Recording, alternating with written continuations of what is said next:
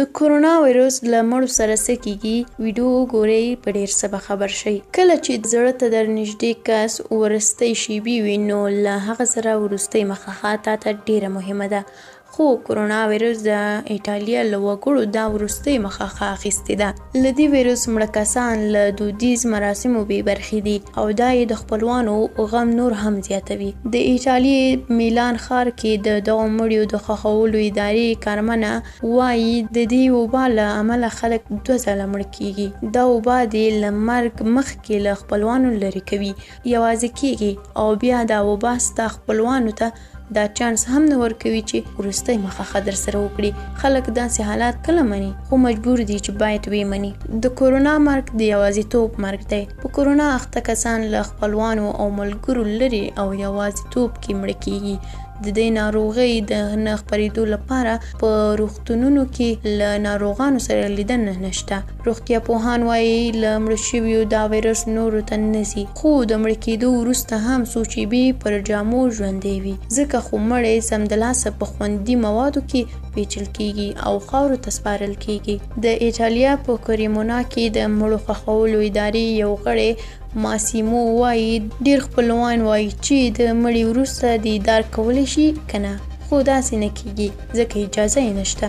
مړی خپل د خوښې لباس کې خاورو ته نه سپارل کیږي بلکې د روغتون جامې په نصیب وي. ماسیمو دا هم وویل دغسې حالات کې دوی هغه څه کولی شي چې په وس یې وي. کومې جامې چې خپلوان یې راکړي هغه پر نورو جامو د پاسه پرې اچوو. خپلوانو ته یې پر موږ له باوره بله چاره نشته. په دغسې حالاتو کې ګورکندونکي د خپلوانو او ملګرو ځای لري. دې نادود حالات کې ښخوونکي د خپلوانو او دوستانو ځای نیولی وي. یوه وجه یې دا ده چې د ډیرو مړه شویو خپلوانو هم په دې وایرس اخته او قرنطین دي. کریټو وایي موږ یې د خپلوانو او ملګرو دنده پوره کوو. د مړي د تابوت انځور خپلوانو ته استوو. له دې وروسته څخه مړی وړو یا یې ښخوو او یا یې هم سوځوو. خپلوانو ته یې پر موږ له باوره پرته بله چاره نشته. کریټو دا هم وویل لویه ستونزه دا ده چې د غم ځپلو مرسته نشي کولی.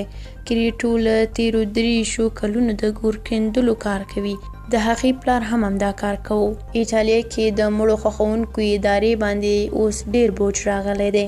په دې خو پوهیږي چې خاورو ته سپارلو وخت کې دودیز کار د غم ځپلو لپاره ډیر مهم دی. د مړي په مخ لاس تیرول، لاس یې په لاس کې نیول او په عزتناک حالات کې لیدل که دا چانس په لاس نه درځي نو ډیره خواشینونکې ده. ډیر ګورکندونکي اوس خپله قرنطین دي. ځینې نور خپل کاروبار ځنډولی دی. یوه اندېښمنونکې خبره دا ده چې د دوی سره مناسب دستکش او ماسکونه نشته. کریټو دا هم وایي چې له موږ سره د یوې اونۍ لپاره د خوندیتوب وسایل شته چې دا ختم شي نو کار به هم نشي کولی. ایټالیا کې د کرونا وایرس د نه خپرېدو لپاره د یوې بیړني قانون له مخې دودیز ښخول بند دي.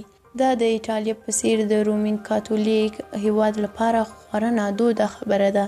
کریټو ورځ کې لږ تر لږه یو کس ښخوي چې خپلوان یې نه وي ځکه هغوی تر ډیره قرنطین وي. ماسیمو وایي دغسې حالاتو کې 1 یا 2 کسان ښخولو کې ګډون کوي. که څوک وي هم نو د مړي لپاره 2 خبرې هم نشي ویلی. دغسې حالات کې چوپتیا وي. له ښخولو مخکې مذهبي دود کې یوازې یو کس وي. ایټالیا کې د مارچ تر 25 له 7500 ډیر کسان له کرونا مړه شوي دي.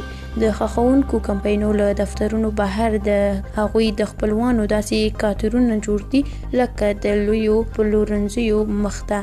شمالي ایټالیا کې ډاکټرانو ته د 8 درجه ورکول کیږي خو ښخوونکي بیا نه یادیږي. که غواړئ له دغسې مرګ څخه خوندي پاتې شئ نو لاسونه مینځل هیر نه کړئ، ماسک استفاده کول او د ځان خیال مو وساتئ. مننه چې ویډیو مو تر پایه ولیدله. که ویډیو مو خوښه شوې وي نو حتما یې لایک کړئ.